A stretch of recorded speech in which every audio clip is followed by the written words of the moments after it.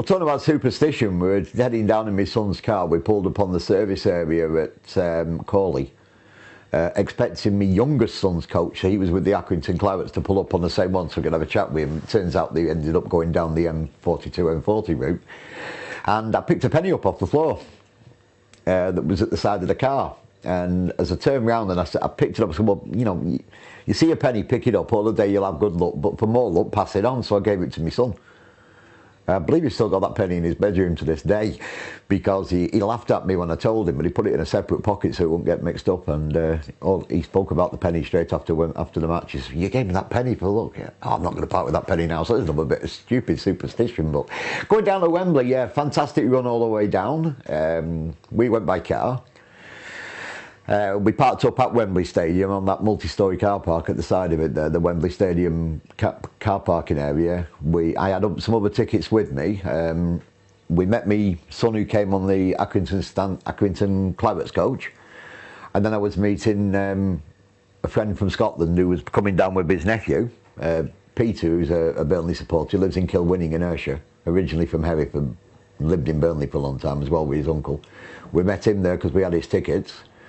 And we all went on to Wembley, and good load of singing beforehand, anticipation. You know, it's Sheffield United. We have beaten them before.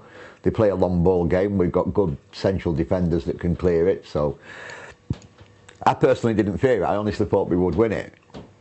Great game up to the goal being scored. You're now going to ask me what happened next. The final whistle blew.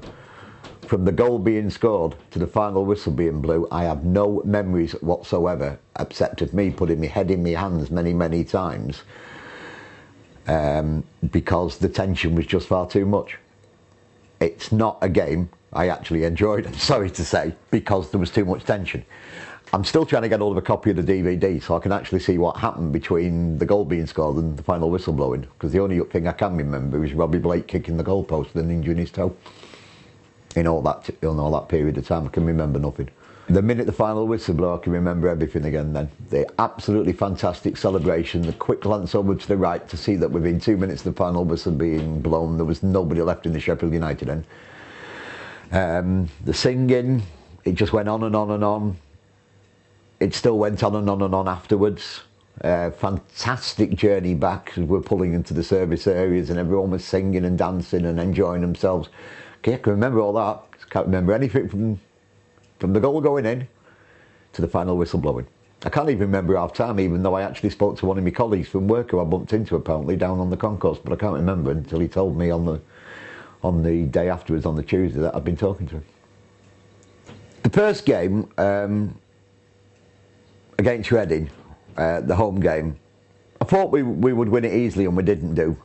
That left us a hill to climb, a mountain to climb at Reading, but you have to remember also that Reading hadn't won at home at that point for about 3 months, and it carried on into this season for a long time before they did it. So I had the confidence that we could win it and win the game at Reading. Unfortunately, I'd already booked a holiday, and virtually the day after the playoff first leg against Reading, I was on a plane going out of Blackpool Airport heading through the Costa del Sol to Fuengirola on the Costa del Sol. We're stopping in Los Felicias, and I watched the Reading game with a Reading fan in the Talk of the Town bar in Los Felicias. 32 degrees centigrade. I mean, I'm going to tell you this now in case my wife walks in. 32 degrees centigrade with my scarf around my neck. She calls me an idiot to this day, but I don't care. My colours meant a lot to me that night. Home shirt on my back and away shirt in front of me on the table. And everybody else in the bar apart from me wanting Reading to win. Only me that wanted Burnley to win. But the first goal went in. That second one from Thompson, absolutely fantastic goal, the one that bounced in off the crossbar. That's the one I appreciate out of the two of them. And then me actually singing and dancing outside, and there were some girls that were probably from a hen party when I was singing that were Que Sera, Sera, they were joining in with me. And then the fun started. Because I always got the tickets in this family, 2 sons. Always rely on Dad to get the tickets and sort them out at the ticket office, but I was in Spain. And my eldest son and my youngest son together had to work together, even though they don't always get on at the best of times, and they had to get all our tickets for us for Wembley, because I think I would have probably killed my two sons if my ticket hadn't been here when I got home. But they did, they managed it, they were great, they got it sorted out and they got me the tickets, and then we were off to Wembley. Just three of the highlights really of the season, though. There were some great highlights last season. Chelsea away. Chelsea away, winning on penalties. Akinbaye's goal to equalise. The penalty shootout at the end, the way the Beast played and the penalties he saved. And coming away from the Chelsea ground, possibly the atmosphere was as good as, if not better, than coming away from Wembley, because I think there was the tension of Wembley there wasn't at Chelsea. Coming back against Tottenham in the semi-final of the Carling Cup and almost snatching it, and if it hadn't have been for the stupid away goals rule not coming in when it should do after 90 minutes, would have been at Wembley in that one as well, which even the Tottenham fans outside the ground were saying it should have been us that went and not them. But some fantastic memories last season. Going to the Emirates Stadium at Arsenal, I know we got beat in the FA Cup, but what a fantastic stadium, one of the best built stadiums in the UK at the moment, I would say, the most comfortable I've ever sat in. Fantastic Arsenal supporters there on the day as well, as were the Chelsea fans at Chelsea, as were the Tottenham fans.